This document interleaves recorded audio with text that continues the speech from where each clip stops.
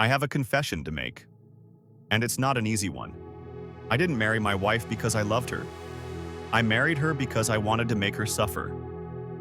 Even saying those words now makes my chest tighten and my stomach churn. But at the time, it felt like justice. It felt like payback. It felt like the only way I could heal my broken pride. Looking back, I realize how dark, how twisted, how poisonous that decision was. But in the heat of the moment, I convinced myself that revenge was the answer. That destroying her happiness would somehow restore mine. And so begins my story, a story of love that turned into hate, of betrayal that transformed into vengeance, and of a marriage that was built, not on love, but on the ruins of bitterness. I met her years ago. I still remember that day as if it were yesterday. She walked into the hall wearing a simple gown, but somehow, the whole room seemed to revolve around her. She wasn't just beautiful, she was magnetic, confident, sharp. The kind of woman who carried herself like she already owned everything and everyone around her. And me? I was just me. Ordinary, quiet. A man who usually blended into the background. I never believed someone like her would even notice someone like me. But she did. She smiled at me in a way that made me feel like the only man in the world. In the beginning, I thought it was love. We talked for hours, laughed about silly things, and for the first time in my life, I felt like I belonged to someone. I thought she cared for me the way I cared for her. She made me feel seen. But love, as I learned, can wear masks. I started to notice the cracks. The way she laughed a little too loudly with other men. The way her phone lit up with messages she quickly hid. The way she dismissed my opinions like they carried no weight. The way she rolled her eyes whenever I tried to dream out loud. I began to feel small, insignificant, like I wasn't enough for her. But I held on, telling myself that every relationship has its struggles, and that if I loved her enough, if I gave her everything, she would eventually see my worth. And then came the night that broke me. I discovered she had been talking to someone else, not just anyone, but a man she had once laughed off as just a friend. The late-night calls, the whispers, the secret smiles, it all came crashing down in front of me. When I confronted her, she didn't cry, she didn't beg, she didn't even explain, she just brushed it off. She looked me in the eyes and made me feel like I was overreacting, like I was paranoid, like my pain was a joke. That night, something inside me snapped. My love for her, the devotion I had built my world on, collapsed into rubble. It was replaced by something darker. Anger, bitterness, a thirst for revenge that burned hotter than any love I had ever felt. And I swore to myself, if I ever got the chance, I would make her feel the same pain she made me feel.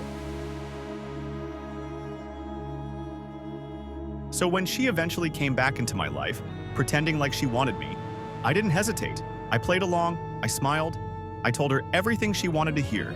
And when she said yes to marriage, inside, I was already celebrating my victory. On our wedding day, people saw a happy groom.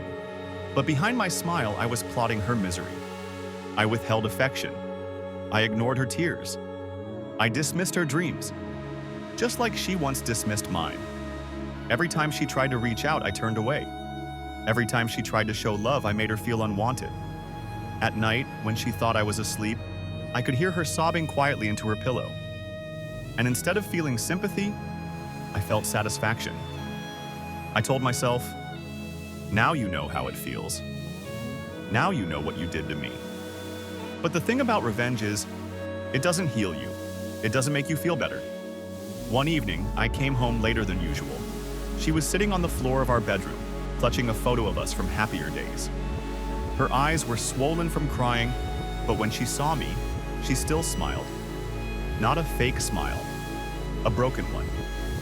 That moment hit me like a punch to the chest. For the first time, I saw not an enemy, not someone who betrayed me, but a human being, suffering because of me. I started to notice little things after that. How she still made my meals even when I barely touched them. How she prayed for me every night, whispering my name in her prayers. How, despite everything, she still tried to love me. And that's when guilt began to eat me alive. I thought revenge would set me free. I thought it would restore my dignity, wipe away the shame of her betrayal, and return to me the pride I had lost. For years, I carried the weight of that pain like a stone tied to my chest. I told myself that if I made her suffer the way she made me suffer, then somehow justice would be served. Somehow, I would rise again. But I was wrong. Revenge doesn't give you peace. It doesn't mend the pieces of a broken heart. It doesn't restore the trust you once had in love, in people, or even in yourself. What it does is chain you to your pain. Every cruel thing I did to her only reminded me of how shattered I was inside. Every tear that rolled down her cheeks reflected my own emptiness back at me. I thought I was punishing her, but the truth? I was staring into a mirror. Every act of cruelty exposed the bitterness in me, not in her. At first, I told myself it was working, that each time I dismissed her, each time I ignored her attempts to reach me, I was winning. But what kind of victory leaves you hollow? What kind of triumph leaves you lying awake at night, drowning in your own thoughts, unable to silence the voice that keeps asking, "Is this really what you wanted?" The more I tried to break her, the more broken I became. I lost years of my life to that bitterness. Years that could have been spent healing. Years that could have been spent growing, rebuilding, rediscovering who I was outside of the pain she caused me. Instead, I chained myself to the very wound I swore I would overcome. Revenge made me relive it every single day. Instead of closing the chapter, I rewrote it again and again, keeping the wounds fresh, keeping them open, until they became part of my identity. I didn't realize it then, but I had turned myself into a prisoner of my own anger. And what was the result? In the end, I realized I hadn't won anything. Nothing.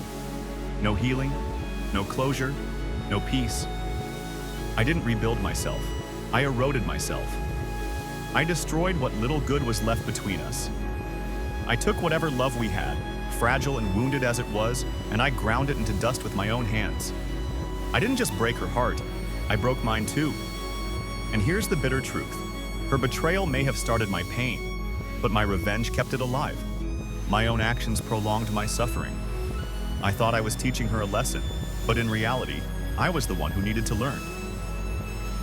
So here I am, confessing my darkest secret. The truth I've carried in silence, the one that has eaten away at me for years. I didn't marry my wife because I loved her. I married her because I wanted to make her suffer. I thought breaking her would heal the parts of me she had once broken. I thought her tears would somehow wash away mine. I thought her pain would finally balance the scales of the past. But I was wrong. So terribly wrong. Because in the end, all I did was create two broken souls, hers and mine. If you're listening to this, I want you to remember something. Revenge will never heal you. It may feel powerful in the beginning. It may even give you a false sense of justice, but it will poison you slowly. You can't build happiness on someone else's pain. Every wound you inflict will mirror back into your own life.